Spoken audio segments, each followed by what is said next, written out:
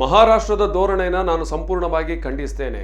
ಒಮ್ಮೆ ಮುಗಿದಿರುವ ವಿಚಾರನ ಮತ್ತೆ ಮತ್ತೆ ಕೆದಕೋದು ಸರಿಯಲ್ಲ ಎಂದು ಉನ್ನತ ಶಿಕ್ಷಣ ಸಚಿವ ಅಶ್ವಥ್ ನಾರಾಯಣ್ ಹೇಳಿದ್ದಾರೆ. ಬೆಳಗಾವಿಯಲ್ಲಿ ಮಹಾರಾಷ್ಟ್ರ ತಗಾದೆ ವಿಚಾರವಾಗಿ ಪ್ರತಿಕ್ರಿಯೆ ನೀಡಿದ ಅವರು,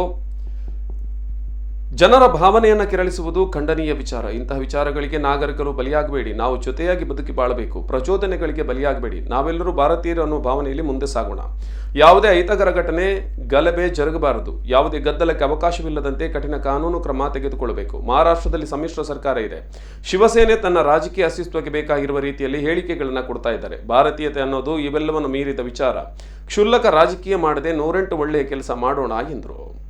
ಯಾರೋ ಕೇಳಿಸಲಿಕ್ಕೆ ಯಾರೋ ಪ್ರಚೋದನೆಯನ್ನು ಕೊಟ್ಟಂಥ ನಾಯಕರುಗಳಿಗೆ ನಾನು ಸಂಪೂರ್ಣವಾಗಿ ಖಂಡಿಸ್ತೀನಿ.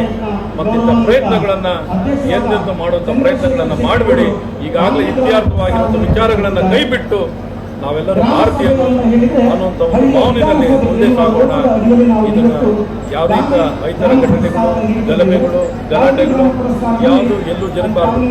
ಯಾವುದೇ ವ್ಯಕ್ತಿಗಳು ಗಲಾಟೆ ಮಾಡೋದನ್ನ ತೀವ್ರವಾಗಿರುವಂಥ ಕಾನೂನಿನ ಕ್ರಮವನ್ನು ತಗೊಳ್ಳುವಂಥದ್ದಾಗಬೇಕು. ನಮ್ಮ ನಾಡಿನಲ್ಲಿ ನಾವು ತಗೊಳ್ತೀವಿ, ಮಹಾರಾಷ್ಟ್ರದಲ್ಲಿ